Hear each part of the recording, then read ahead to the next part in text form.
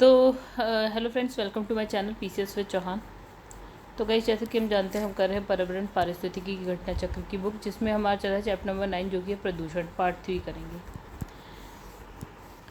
विषय सूची देख लें तो चैप्टर नंबर 1 से हमने स्टार्ट किया है। अभी जो है हम पहुंच चुके हैं चैप्टर नंबर 9 पे, प्रदूषण। उसके बाद एक जो बहुत इंपॉर्टेंट है, जल संरक्षण। उसके बाद विविध है। विविध में वो सब होता है जो कहीं नहीं होता है, मतलब कुछ भी होता है, सब कुछ होता है, ठीक है। जो बचा खिंचा होता है सब विविध में डाल देते हैं। और गाइस, अगर आपको ना मेरी वीडियो पसंद आए तो वीडियो को लाइक करिएगा। चलिए, जितना लास्ट हम कर चुके थे उससे आगे की बात करते हैं। तो अभी जो हमें करना है वो करना है हमें अम्ल वर्षा, यानी कि एसिड रेन, राइट।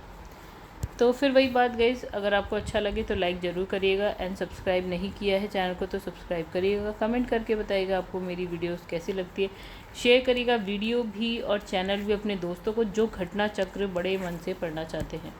चलो, अब देखिए हम पढ़ने जा रहे हैं यहाँ पे अम्ल वर्षा। इसमें देखिए क्या लिखा है, नोट्स है, नोट्स के बाद क्वेश्चन आंसर करेंगे, ठीक है। तो इसने लिखा है, जब वर्षा के जल में विभिन्न अम्लों यानी कि एसिड की मात्रा बढ़ जाती है तो हम इसको बोलते हैं एसिड रेन, ठीक है। सामान्यतः ऐसी वर्षा जिसका जो पीएच मान है ना 5 से कम होता है। देखिए, जब पीएच की वैल्यू अब अगर हम ऐसे देखें तो जैसे हम बात करें कि 1 2 3 4 ऐसे करके 7 तक हम जाते हैं, ठीक है।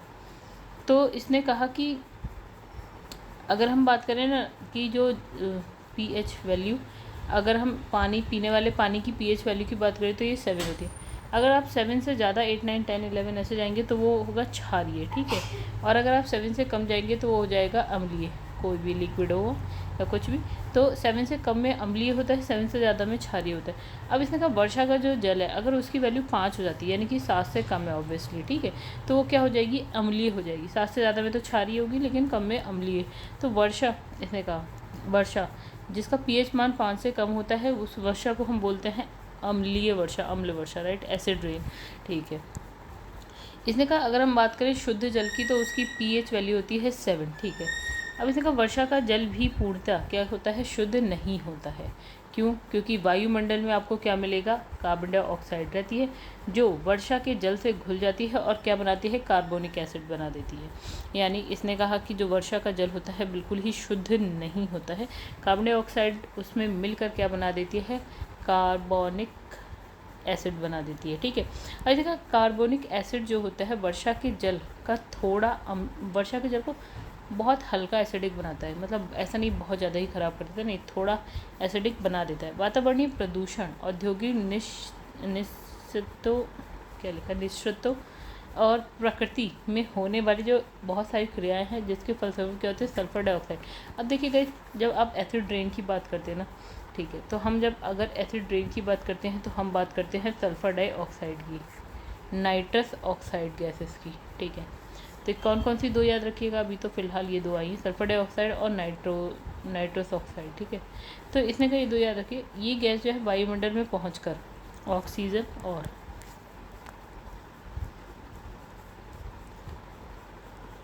ऑक्सीजन और बादल के जल के साथ रासायनिक अभिक्रिया कर सल्फ्यूरिक एसिड और नाइट्रिक एसिड बनाकर वर्षा के साथ पृथ्वी पर गिर जाती है। मतलब इसने कहा एक तो SO2 की बात कर रहा है, NOx की बात कर रहा है, ये वर्षा के जल से मिलता है। वर्षा के जल से मिलने के बाद ये क्या बनाता है, ये बनाता है सल्फ्यूरिक एसिड, और ये क्या बनाता है, ये बनाता है नाइट्रिक एसिड।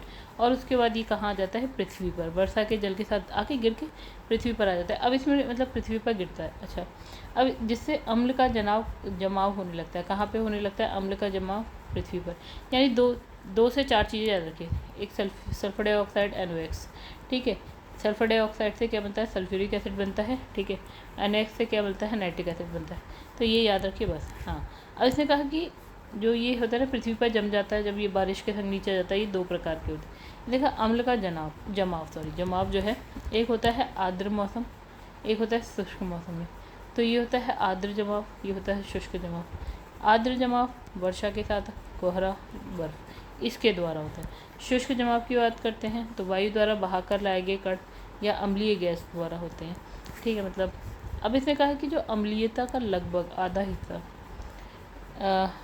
आधा हिस्सा वायुमंडल से पृथ्वी पर स्थानांतरित होकर शुष्क रूप में जमा हो जाता है, ठीक है। जो भी अम्लीयता है उसका हाफ पार्ट 50% पृथ्वी पर आता है, शुष्क रूप में क्या होता है, जम जाता है।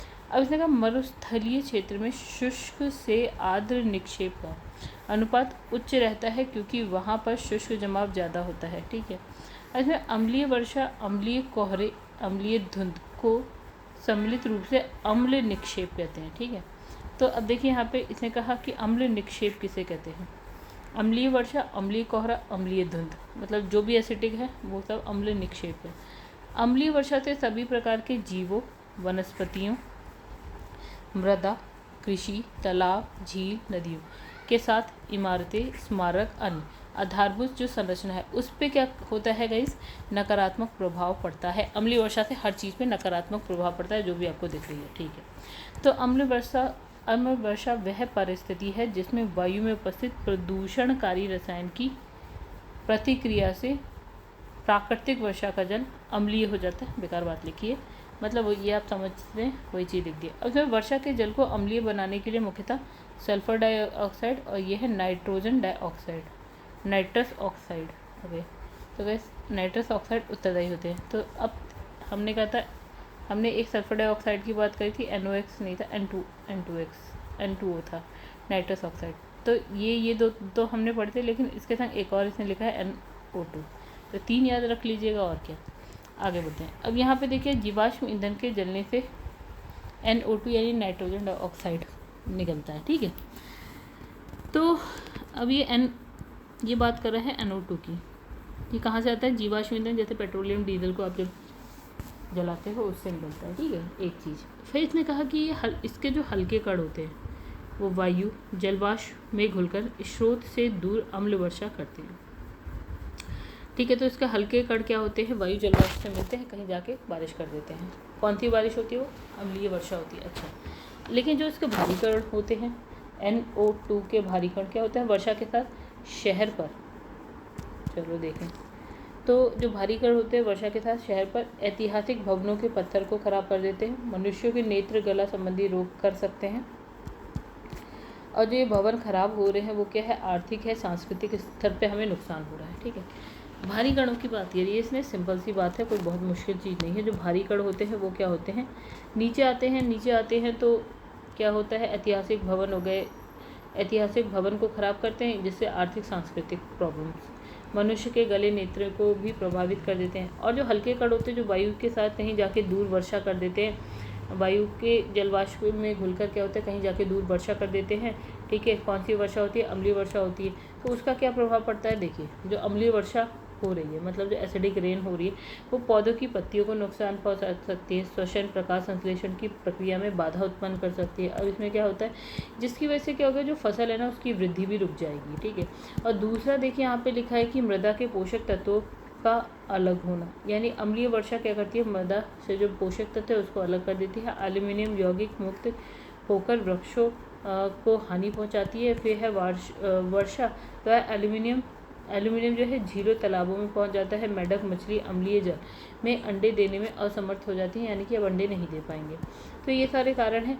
तो गाइस इससे आप 1-2 बार ऐसे ही पढ़ लेंगे तो आपको याद हो जाएगा, कोई बहुत ज़्यादा कठिन कुछ नहीं है। अब इसने कहा कि जो SO2 है ना, sulphur dioxide gas, sulphur dioxide gas बहुत ज़्यादा ऐसे स्रोत हैं जिससे ये उत्सर्जित होती है। अच्छा, वायुमंडल में क्या है, नमी को सोखने के बाद जो है आपका सल्फ्यूरिक एसिड यानी H2SO4 का निर्माण करती है। मतलब इसने ये बोला कि SO2 कहीं से निकली और ये वायुमंडल में जो नमी है उसके साथ अभिक्रिया करती है और क्या बना देती है, मतलब वही नॉर्मल जो बारिश हो रही है उसके साथ अभिक्रिया करके क्या बना देती है, ये एसिड बनाती है, यानी कि सल्फ्यूरिक एसिड बना देती है। ठीक है। अब यही वर्षा क्या है, बूंदों के साथ मिलकर अम्ल वर्षा का निर्माण करती है। ठीक है। अब इसके कारण क्या है, भवनों, वही वाली बात, भवनों की ईंटों से जो है परत दर परत लाल पाउडर निकलता जाता है। चलिए, फिर इसने कहा है जो SO2 सल्फर डाइऑक्साइड को क्या है आपका क्रैकिंग गैस भी कहते हैं। तो भैया एक क्वेश्चन यहाँ बन जाता है। ठीक है, क्या सल्फर डाइऑक्साइड क्या है, क्रैकिंग गैस है, क्योंकि लगातार क्या करती है, पत्थर पर प्रवाहित होती रहती है और क्या है, उसको क्षति पहुँचाती रहती है। ठीक है। अब इसने कहा कि मथुरा तेल शोधन कारखाने से निकलने वाली SO2 देखिए क्या है गाइस, मथुरा और आगरा की अगर हम बात करें तो ये आसपास है। ठीक है। तो आगरा और मथुरा आसपास हैं। अब आगरा में है हमारा ताजमहल भैया, ठीक है। अब यहाँ से यहाँ पे क्या है, तेल शोधन कारखाना है, ठीक है। ये है आपका तेल शोधन कारखाना, इसमें से निकलती रहती है आपका SO2 सल्फर डाइऑक्साइड गैस निकलती, ठीक है। तो ये सल्फर डाइऑक्साइड आगरा के ताजमहल की जो है तबाही का कारण बनी हुई है। मतलब मथुरा से निकलती है, आगरा तक पहुँचती है, और जो ताजमहल है उसका जो आप देखोगे ना कलर भी जो है उसका डार्क हो जाता है, मतलब संगमरमर जो है आपका उसका कलर डार्क होता है। अच्छा, फिर यहाँ लिखा है जायज़ है कि वातावरणीय प्रदूषण औद्योगिक निश्चतो ओके प्रकृति में होने वाली विभिन्न क्रियाओं के फलस्वरूप उत्पन्न जो सल्फर डाइऑक्साइड और नाइट्रस ऑक्साइड गैस वायुमंडल में पहुंचकर ऑक्सीजन और बादल के जल के साथ रासायनिक अभिक्रिया कर सल्फ्यूरिक एसिड और नाइट्रिक एसिड बनाती है और पृथ्वी पर गिर जाती है। अम्लीय वर्षा कहते हैं इसको। तो ये बिल्कुल बकवास, मतलब ये दोबारा से लिख दिया है, सेम है, ये अभी हम ऊपर पढ़ के आए थे। अब पृथ्वी पर गिर के जो है मृदा से संपर्क कर अम्ल वर्षा जो है मृदा को अभूतपूर्व क्षति पहुंचाती है। मतलब जो अम्ल वर्षा मिट्टी पे गिरती है और मिट्टी को क्या करती है, क्षति पहुंचाती है। अब इस तरह अधिक अम्लीयता के कारण क्या होता है, अम्ल वर्षा के हाइड्रोजन आयन मृदा के पोषक धन आयन के बीच क्या होता है, आदान प्रदान होता है, जिसके फलस्वरूप पोषक तत्वों का निक्षालन लीचिंग हो जाती है और मृदा की उर्वरता समाप्त हो जाती है। समझिए, ये है मृदा, यहाँ से वर्षा हो रही है, वर्षा होती है तो क्या होता है, इसके जो पोषक तत्व है ना उसकी लीचिंग होने लगती है, निक्षालन, इसके पोषक तत्व नीचे जाने लगते हैं, ठीक है। जब इसकी पोषक तत्व नीचे जाने लगते हैं तो मृदा की जो उर्वरता है ना वो क्या हो जाती है, कम हो जाती है या फिर समाप्त हो जाती है, ठीक है। अब देखिए, उद्योगों और यातायात के उपकरणों से carbon dioxide, nitrous oxide, sulphur dioxide जैसी गैसें जो है वायुमंडल में स्थिर जलवाष्प से प्रतिक्रिया करके सल्फ्यूरिक और नाइट्रिक एसिड बनाती है, ठीक है। मतलब फिर वही इतने बात लिखी, तो कुछ नहीं लिखा है, एक ही बात को 500 बार लिखा है कि इसने कहा कार्बन डाइऑक्साइड गैस निकली, चलो उद्योग यातायात से, नाइट्रोजन डाइऑक्साइड निकली, सल्फर डाइऑक्साइड निकली, और जो है वातावरण में आपका जलवाष्प है उससे अभिक्रिया करती है और क्या बना देती है, 2 तरीके के इसने कहा कि एसिड बना देती है, एक बना देती है सल्फ्यूरिक एसिड, एक बना देती है नाइट्रिक एसिड। तो ये 5 चीज़ें याद रखिए, ठीक है, 5-6 चीज़ें बस, ठीक है। अब इसने कहा ओस और अथवा वर्षा की बूंदों के रूप में पृथ्वी पर गिरने लगती है। अम्ल वर्षा पृथ्वी के समस्त प्राणी समुदाय के लिए घातक होती है, ठीक है, हम जानते हैं। ये स्कैंडिनेवियाई और खाड़ी देशों में अक्सर देखने को मिलता है। अब ये याद रख लीजिए कि आपको एसिड रेन कहाँ ज़्यादा देखने को मिलती है, तो एक इसने लिखा है खाड़ी देश हो गए और स्कैंडिनेवियाई देश हो गए, ठीक है। तो अम्ल वर्षा के लिए उत्तरदायी गैस, फिर वही बात आएगी, हम जानते ही हैं वैसे भी। तो देखिए यहाँ का है अम्लीय गैस, फिर प्राकृतिक स्रोत कहाँ से निकलती है, मानव निर्मित स्रोत, यानी कि मानव ने ऐसा क्या बनाया जहाँ से ये गैस निकलती है। तो जैसे हो गया नाइट्रोजन, तो नाइट्रोजन और उसके ऑक्साइड हो गया, जैसे नाइट्रस ऑक्साइड, राइट। तो नाइट्रोजन और उसके ऑक्साइड, अब इसने कहा प्राकृतिक स्रोत या सोर्स कौन से हैं जहाँ से ये निकलती है नाइट्रोजन या नाइट्रोजन के ऑक्साइड। तो देखिए कहाँ से ज्वालामुखी उद्गार होता है तो आपको मिल जाएगा। फिर आकाशीय विद्युत से भी आपको नाइट्रोजन गैस निकलती हुई या उसके ऑक्साइड निकलते हुए दिख जाएंगे। जैविक गतिविधियों से आपको ये चीज़ मिल जाएगी। अच्छा, मानव ने ऐसा क्या बनाया जिससे ये गैसेस निकलती हैं, तो देखिए तेल से निकलती है, कोयला और गैस, इन सबको अगर आप जलाएंगे तो आपको नाइट्रोजन के ऑक्साइड मिलेंगे, या वनाग्नि होगी, यानी कि वन जब जलते हैं तब आपको ये गैस मिल जाएगी। फिर वही चीज़ लिखिए सल्फर और सल्फर के ऑक्साइड की बात, तो कहाँ से, ज्वालामुखी उद्गार से मिल जाएगा, ये सागर से, प्लैंकटन से, वनस्पतियों के सड़ने से आपको सल्फर के ऑक्साइड मिल जाएंगे। और वही मानव निर्मित बात करें तो कोयले को जलाने से, पेट्रोलियम पदार्थ से, कच्चे तेल के परिशोधन से, रासायनिक व उर्वरक उद्योग से आपको ये गैस मिल जाएगी। अब बात करते हैं कार्बन डाइऑक्साइड, तो कहाँ से मिलती है, श्वसन, क्योंकि आप सांस छोड़ते हैं तो कार्बन डाइऑक्साइड, अपघटन से कार्बन डाइऑक्साइड, सागर से कार्बन डाइऑक्साइड मिलती है, वन उन्मूलन से भी कार्बन डाइऑक्साइड मिलती है, वन जब काट दिए जाते हैं, फिर औद्योगिक प्रक्रियाओं द्वारा, फिर जीवाश्म ईंधन के जलने से, तो इन सबसे क्या है, कार्बन डाइऑक्साइड आपको मिल जाएगी। अब इसने लिखा है कि अंतर्राष्ट्रीय स्तर पर अगर बात करें तो हेलसिंकी प्रोटोकॉल 1985 की बात है के तहत सल्फर के उत्सर्जन में कमी का प्रयास किया गया। तो देखिए सल्फर के उत्सर्जन में कमी के लिए कौन सा प्रोटोकॉल, हेलसिंकी प्रोटोकॉल, और कब की बात है, 1985 की बात है कि आपको इसकी कमी करनी है। सल्फर गैस की। ठीक है, आगे बढ़ते हैं। अब यहाँ देखिए क्या लिखा है, इसके अतिरिक्त द्वितीय और बहुपक्षीय स्तर पर क्या है, कई देशों द्वारा क्या है प्रयास किए गए कि सल्फर गैस जो है उसको कम किया जाए। ठीक है, क्योंकि ये एसिड रेन का एक कारण है। इसने कहा मथुरा की जो तेल शोधन से उत्सर्जित सल्फर डाइऑक्साइड से जो है अम्ल वर्षा होती है। ठीक है, अब इससे क्या होता है, जो ताजमहल है उसकी सौंदर्यता को क्षति पहुंचती है। ताजमहल पर अम्ल वर्षा से जनित हानिकारक प्रभाव को रोकने के लिए भारत सरकार द्वारा क्या ताज ट्रेपीजियम जोन विकसित किया गया। तो गाइस आपको क्या समझ में आया कि मथुरा से SO2 आ रही है किसी तरह से, ताजमहल को क्षति पहुंचा रही है। अब इसको बचाने के लिए क्या किया गया, ताज ट्रेपीजियम जोन बना दिया गया।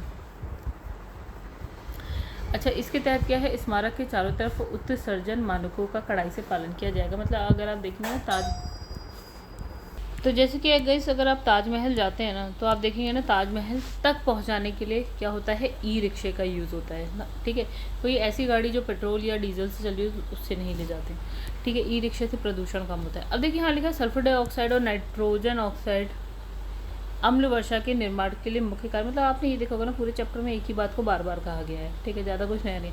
अम्ल वर्षा जल हिम को प्रदूषित करती है। ठीक है, हम जानते हैं, जिसके कारण क्या होता है, झील हो गए, नदी, तालाब, ये सब क्या इस पर हानिकारक प्रभाव पड़ता है। अब देखिए यहाँ पे लिखा है अम्ल वर्षा के जलीय तत्व पर हानिकारक प्रभाव। देखिए क्या होता है, अब जब जल ही अम्लीय हो जाएगा तो मछलियाँ भी मरेंगी। कई मछलियों के अंडे का जो हैच है वो ना हो पाना, मतलब बच्चे, मतलब अंडे नहीं दे पाती मछलियाँ। ठीक है, अब यहाँ पे लिखा है, मतलब हैज मतलब होता है अंडे से जब बच्चे निकलने वाले होते हैं नहीं निकल। अब होता है निम्न पीएच की वजह से, निम्न पीएच यानी कि 7 से कम अगर वैल्यू है तो वो अम्लीय है। तो देखिए निम्न यानी कि 7 से कम पीएच की वजह से क्या होता है, वो उत्तकों का लवण यह संतुलन समाप्त हो जाता है। अच्छा, पानी के पीने के पानी और क्या है, भोजन के माध्यम से भोजन क्या हो जाता है, मतलब उसमें विषाक्त हो जाता है। इसका मतलब पॉइजनिंग, मतलब फूड पॉइजनिंग हो सकती है। ठीक है, मतलब खाने के बाद आपकी तबीयत खराब हो सकती है। अब और क्या हो सकता है इससे, देखिए तो इसने कहा मे फ्लाई की मृत्यु। मे फ्लाई क्या होता है, ये थी मुझे भी नहीं पता, सॉरी। मे फ्लाई की मृत्यु हो जाती है, मेढकों को भोजन का अभाव हो जाता है। अच्छा, ये मेढकों के लिए भोजन के रूप में काम आती होगी मे फ्लाई मरेगी तो मेढक भी भोजन नहीं कर पाएंगे। अब है अम्ल के अणुओं द्वारा मछलियों के गिल के ऊपर क्या होता है, म्यूकस का निर्माण हो जाता है। अब क्या होता है, ऑक्सीजन के अवशोषण में इसमें बाधा पहुंचती है, फिर मछलियों की भी मृत्यु हो जाएगी। अब इसमें लिखा है शंकुधारी वृक्षों के घने कैनोपी में अम्ल वर्षा का निक्षेप पत्तियों के भूरे रंग के लिए उत्तरदायी होता है। यानी शंकुधारी वृक्षों में जो पत्तियां हैं भूरे रंग। अब इसमें लिखा है इससे जो है पेड़ों की वृद्धि क्या हो जाती है, रुक जाती है। ठीक है, पौधे मौसम, कीड़ों और बीमारियों के प्रति संवेदनशील हो जाते हैं। मृदा के पीएच मान अम्ल वर्षा से कम हो जाता है। ठीक है, बिल्कुल अम्ल वर्षा की वजह से जो मृदा का भी पीएच नॉर्मल 7 होना चाहिए, उससे कम हो जाएगा। हम जानते हैं कि किसी खास वातावरण में किसी सूक्ष्म जीव की जातियों का प्रसार व उत्पादन दर वहाँ के पीएच मान पर निर्भर करती है। ठीक है, अब अम्ल वर्षा का प्रभाव सूक्ष्म जीव पर भी पड़ता है। इसके अलावा अम्ल वर्षा जहरीले धातुओं को उनके प्राकृतिक रासायनिक यौगिक से टूटने में मदद करती है। ये धातु पीने योग्य जल और मृदा में प्रवेश कर बच्चों के तंत्रिका तंत्र पर दुष्प्रभाव डालता है। ठीक है, जिससे गंभीर मस्तिष्कीय क्षति, मृत्यु तक होने की संभावना होती है। देखो कनाडा और नॉर्वे की अगर बात करें तो गाइस कनाडा तो आपको मिलेगा नॉर्थ अमेरिका कॉन्टिनेंट में, और नॉर्वे आपको कहाँ मिलेगा, यूरोप। तो इसने कहा कनाडा और नॉर्वे अम्ल वर्षा से क्षतिग्रस्त देश है। ध्यान रखें कि जर्मनी और यूके में स्थित मिलों से जो है उत्सर्जित सल्फर डाइऑक्साइड, नाइट्रोजन के ऑक्साइड के कारण नॉर्वे, स्वीडन में अधिक अम्ल वर्षा होती है। देखिए समझिए, जब आप ऊपर से ऐसे वो बनाते हैं ना, ऐसे करके क्या बोलते हैं, ये यूरोप। ठीक है, ऐसे बनता है, तो ऐसे 3। ठीक है, तो यहाँ पे आपको देखो इसने कौन से कहा, इसने कहा नॉर्वे और स्वीडन। तो आपको यहाँ पे नॉर्वे मिल जाएगा, आपको यहाँ पे स्वीडन मिल जाएगा यहाँ पे, और यूके जो है आपको मिल जाएगा कहीं। ठीक है, यूके और जर्मनी मिल जाएगा। तो यहाँ से क्या होता है, जो मिले हैं यूके जर्मनी से जो मिल है वहाँ से क्या होती है, सल्फर डाइऑक्साइड गैस निकलती है। और अम्ल वर्षा कहाँ जाके करती है, ऊपर जाके नॉर्वे स्वीडन में करती है। राइट, ये आप मैप में देख लीजिएगा, आप समझ जाएंगे। फिर नॉर्वे अम्ल वर्षा से काफ़ी प्रभावित है। अच्छा, इसके दक्षिणी आधे भाग पर क्या है, व्यापक अम्लीय वर्षा होती है, जिसके कारण यहाँ की झील और नदी का अधिकांश जल क्या हो जाता है, अम्लीय हो जाता है। इस अम्ल जल के कारण यहाँ झीलें अब क्या हो जाती हैं, जैविकीय दृष्टि से मृत हो गई मतलब खत्म। ठीक है, इन्हीं वजहों से अम्ल वर्षा को झील कातिल लेक किलर भी कहते हैं। ठीक है, कनाडा और जो बाकी स्कैंडिनेवियाई देश होते हैं ना, वो अम्ल वर्षा वहाँ पे होती है। ठीक है, वहाँ काफ़ी नुकसान पहुँचाती है। यूएसए कनाडा के मध्य, जब आप नॉर्थ अमेरिका कॉन्टिनेंट बनाते हो गाइस, तो कुछ इस तरह से बनाते हैं। ठीक है, तो ऊपर वाला जो है आपका कनाडा है, फिर आपका बीच वाला है यूएसए। ठीक है, ये वाला पूरा पोर्शन यूएसए, ऊपर का कनाडा। तो इसने कहा कनाडा यूएसए के मध्य, यानी कि कनाडा नहीं, यूएसए और कनाडा के मध्य वायु गुणवत्ता समझौता भी किया गया है। क्या किया गया है, वायु गुणवत्ता समझौता। वर्तमान समय में भारत में अम्ल वर्षा की समस्या विकराल नहीं है। इसने कहा बार्क, बाबा एटॉमिक रिसर्च सेंटर और WMO वर्ल्ड मेट्रोलॉजिकल ऑर्गेनाइजेशन द्वारा किए गए अध्ययनों ने इस बात की पुष्टि की कि अधिकांश जो भारतीय नगर हैं उसमें वर्षा के जल में अम्लता का स्तर अभी कम है काफ़ी। ठीक है, अब इसने कहा अम्ल वर्षा सूचना केंद्र acid rain information centre England के मैनचेस्टर में स्थापित इंपॉर्टेंट सा एक क्वेश्चन बन गया। ठीक है, चलिए क्वेश्चन आंसर देख लेते हैं। तो अम्ल वर्षा निम्नलिखित द्वारा वायु प्रदूषण के कारण होती है। Carbon dioxide, carbon monoxide, methane बकवास, नाइट्रस ऑक्साइड और सल्फर डाइऑक्साइड। ठीक है, तो देखिए फिर वही सब बातें आएंगी। इसने कहा जब वर्षा के जल में अम्ल की मात्रा बढ़ जाती है, ठीक है, तो अम्ल वर्षा हो जाती है। इसका pH मान 5 से 6 होता है, इससे कम होता है। ठीक है, शुद्ध जल के pH की बात करें तो वो 7 होता है। और अगर हम वर्षा की जल की बात करें वो पूर्णतः शुद्ध नहीं होता। क्यों? क्योंकि वातावरण में कार्बन डाइऑक्साइड होती है जो वर्षा के जल में मिल जाती है और क्या बना देती है, आपका कार्बोनिक एसिड बनाती है। तो कार्बोनिक एसिड क्या होता है कि अम्लीय बना देता है वर्षा को जल को, लेकिन थोड़ा अम्लीय बनाता है। अब इसमें वातावरणीय प्रदूषण, औद्योगिक निस्सृतो क्या लिखा है इसकी मुझे अभी तक समझ नहीं। प्रकृति में होने वाली विभिन्न क्रियाओं के फसल जो सल्फर डाइऑक्साइड है, नाइट्रस ऑक्साइड गैस है, वायुमंडल में पहुंचकर ऑक्सीजन और बादल के जल के साथ क्या है, रासायनिक अभिक्रिया करती है और क्या बनाती है, सल्फ्यूरिक एसिड, नाइट्रिक एसिड बना देती है। और ये ही वर्षा का जल जो है अम्लीय हो जाता है और ये पृथ्वी पर गिर जाता है। चलो, तो हमें क्या समझना है कि पूरा का पूरा पैराग्राफ सेम है, कुछ भी नया नहीं था। अब इसमें कहा है कि अम्ल वर्षा के लिए उत्तरदायी है carbon dioxide, carbon mono, repeat हो गया क्वेश्चन है, ये आंसर है आपका। ओहो, हालत देखिए आप क्वेश्चन के व्याख्या की, पूरा छाप दिया है एकदम से। तो गाइस देखिए यहाँ लिखा है, मैं रीड कर दे रही हूँ, ये चीज़ हम पहले पढ़ चुके हैं। ठीक है, उद्योग और यातायात के उपकरणों से carbon dioxide, nitrous oxide, sulphur dioxide gas वायुमंडल में जलवाष्प से प्रतिक्रिया करके सल्फ्यूरिक नाइट्रिक एसिड बनाती है, तो वर्षा की बूंद के रूप में पृथ्वी पर गिर जाती है, अम्लीय वर्षा कहलाती है। पृथ्वी के जितने भी प्राणी हैं वो उससे उन पे बुरा प्रभाव पड़ता है। ये जो है स्कैंडिनेवियाई देश, खाड़ी देश, इस पर इसका असर बहुत ज़्यादा होता है। अम्ल वर्षा के लिए उत्तरदायी गैस की अगर बात करें तो नाइट्रोजन के ऑक्साइड, सल्फर के ऑक्साइड, और फिर आपका एक बात कही है कार्बन डाइऑक्साइड। और ये कहाँ से निकलती हैं गैसेस?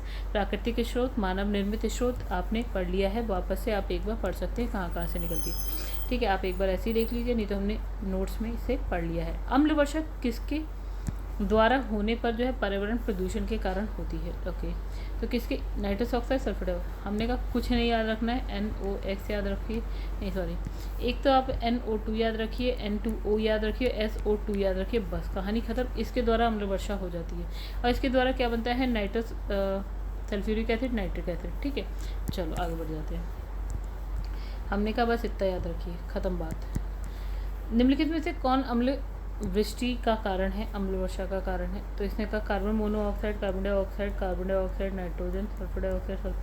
तो ये वाला आंसर है सल्फर डाइऑक्साइड और मतलब SO2 N2O। ठीक है, 3 याद रखना है, NO2 याद रखिए, 3 याद रखिए। इनकी वजह से एसिड रेन होती है, बात ख़त्म, खेल ख़त्म, रहता है जाओ। चलिए फिर से पढ़ लेते हैं, हालांकि पूरा का पूरा पैराग्राफ सेम है, हम पढ़ के आए हैं। ठीक है, तो यहाँ पे वातावरणीय प्रदूषण, औद्योगिक आश्रित हो। और यहाँ लिखा है प्रकृति में होने वाली विभिन्न क्रियाओं के फलस्वरूप उत्पन्न sulphur dioxide nitrous oxide gas जो है वायुमंडल में पहुंचकर ऑक्सीजन और बादल के जल के साथ रासायनिक अभिक्रिया कर सल्फ्यूरिक एसिड नाइट्रिक एसिड कर बनाकर क्या है वर्षा के साथ पृथ्वी पर गिर जाती है, जिसे अम्लीय वर्षा कहते हैं। पृथ्वी पर गिर कर जो मृदा से संपर्क कर अम्ल वर्षा मृदा को अभूतपूर्व क्षति पहुंचाती है। अधिक अम्लता के कारण अम्ल वर्षा के हाइड्रोजन आयन मृदा के पोषक धन आयन के बीच आदान प्रदान होता है, जिसके फलस्वरूप क्या होता है जो पोषक तत्व होते हैं उनकी लीचिंग हो जाती है और मृदा की उर्वरता क्या होती है समाप्त हो जाती है। चलिए गाइस आगे बढ़ते हैं। यहाँ लिखा है अम्ल वर्षा के लिए निम्नलिखित में से कौन पर्यावरण प्रदूषण उत्तरदायी है। यहाँ पे आंसर हो गया सी, ये हो गया रिपीट क्वेश्चन, बार बार मैं ये सब। चलिए अम्ल वर्षा में कौन जो है अम्ल उपस्थित रहता है, तो भैया कौन सा है, नाइट्रिक एसिड हो गया, ठीक है ये भी आप जानते हैं। अम्ल वर्षा में निम्नलिखित होते हैं, क्या होते भैया आप जानते हैं, बिल्कुल नाइट्रिक एसिड और सल्फ्यूरिक एसिड, ये भी क्वेश्चन हम पढ़ चुके हैं, ठीक है तो बहुत मुश्किल तो नहीं है ये। अम्ल वर्षा का घटक क्या है आपका, अगर इसमें ए एंड बी लिखा है, एक ये लिखा है एक ये लिखा है, आप जानते हैं सल्फ्यूरिक एसिड नाइट्रिक एसिड। अब यहाँ पे आगे बढ़ते हैं तो नेक्स्ट आप देखेंगे अम्ल वर्षा में नीचे दिए गए प्रदूषक जल वर्षा प्रदूषित करते हैं कौन कौन से हैं। यहाँ पे है आपका सल्फर डाइऑक्साइड हो गया, नाइट्रोजन, बिल्कुल गाइस रिपीट हो रहे हैं बार बार क्वेश्चन, ठीक है ये भी बिल्कुल सेम चल रहा है, ये आप पढ़ लीजिएगा, बार बार हम टाइम वेस्ट नहीं करेंगे एक ही चीज़ पढ़ के। अम्ल वर्षा होती है तो ये क्या होती है, बादल में जल और सल्फर डाइऑक्साइड प्रदूषकों के मध्य प्रतिक्रिया के फलस्वरूप क्या होती है अम्ल वर्षा होती है। आगे बढ़ते हैं तो इसने कहा अगर वातावरण में जल है और सल्फर डाइऑक्साइड गैस एक दूसरे से मिल जाती है तो जो वर्षा का जल जो है अम्लीय हो जाता है। इसने कहा कल कारखाने सल्फर डाइऑक्साइड का उत्सर्जन करती है और वातावरण में इसकी मात्रा बढ़ने के लिए उत्तरदायी होती है, जिसकी वजह से क्या होती है अम्ल वर्षा की मात्रा भी बढ़ जाती है, ठीक है। अब लिखा है निम्नलिखित में से एक का वर्षा के पानी से घुलने से वर्षा का जो जल है अम्लीय हो जाता है। फिर वही बात होगी सल्फर की ऑक्साइड या सल्फर डाइऑक्साइड कुछ भी हो सकता है, ठीक है। फिर है अम्ल वर्षा होती है, यहाँ लिखा है कारखानों से क्या है सल्फर डाइऑक्साइड निकलती है वर्षा के जल में मिलती है और जिसकी वजह से जो वर्षा के जल का जो वो होता है वो अम्लीय हो जाता है यानी कि एसिडिक हो जाती है। अब यहाँ लिखा है निम्नलिखित में से कौन सी गैस जो वायुमंडल में अम्ल वर्षा के लिए उत्तरदायी होती है, तो गैस आप बता सकते हैं, इसका आंसर बहुत आसान है। अब लिखा है अम्ल वर्षा से निम्नलिखित देशों में से कौन सा क्षतिग्रस्त होता है, तो हमने कहा था एक तो नॉर्वे होता है, कनाडा भी होता है, ठीक है, और नॉर्वे कनाडा आंसर है आपका, ठीक है। इतने का जर्मनी और क्या होता है कि यूके से ना जो वहाँ पे मिले हैं उससे क्या SO2 निकलती है। अब क्या है नाइट्रोजन के ऑक्साइड के कारण क्या होता है नॉर्वे और स्वीडन में क्या होता है एसिड रेन बहुत ज़्यादा होती है और यहाँ की जो है झीलें अब क्या हो गई है जैविकीय दृष्टि से मृत हो चुकी है, तो अम्ल वर्षा को हम क्या बोलते हैं लेक किलर भी बोलते हैं। कनाडा और अन्य जो स्कैंडिनेवियाई देश होते हैं ना उसमें अम्ल वर्षा होती है और जिसकी वजह से वहाँ पे काफ़ी नुकसान पहुँचाती है। अब इसने कहा है USA और क्या होता है कनाडा के मध्य क्या है वायु गुणवत्ता समझौता किया गया है, ठीक है। अब लिखा है किस देश में सबसे ज़्यादा अम्लीय वर्षा होती है, तो इन सब में जो आंसर है वो है नॉर्वे, ठीक है। अब देखिए इसमें लिखा है कि जो मतलब जो इसमें है फिलहाल वो नॉर्वे है। इसके दक्षिणी आधे भाग पर क्या होते हैं व्यापक अम्लीय वर्षा होती है, जिसके कारण यहाँ की झील नदी जो है अधिकांशतः झील और नदी का जो जल है वो क्या हो गया है एसिडिक यानी कि अम्लीय हो गया। तो कैसे ये सब एक ही क्वेश्चन को अलग अलग तरीके से मतलब एक ही चीज़ को अलग अलग तरीके से पूछ लिया गया। तो कैसे अब क्या करते हैं यहाँ पे इस ये जो चैप्टर है ना काफ़ी मतलब ये पार्ट कंप्लीट हो चुका है। अब जो नेक्स्ट है वो है जल प्रदूषण यानी कि वाटर पोल्यूशन। तो गाइस ये हम क्या करेंगे ना नेक्स्ट वीडियो में करेंगे, ठीक है। तो अभी के लिए फ़िलहाल इतना ही, और अगर आपको वीडियो पसंद है तो वीडियो को लाइक कर दीजिएगा, चैनल को सब्सक्राइब नहीं किया था तो अभी तक तो जरूर चैनल को सब्सक्राइब करिएगा। चलिए गाइस यहाँ पे इस वीडियो को एंड करते हैं, नेक्स्ट वीडियो में मिलेंगे आपके संग नेक्स्ट पार्ट के संग जो कि जल प्रदूषण। तब तक के लिए धन्यवाद।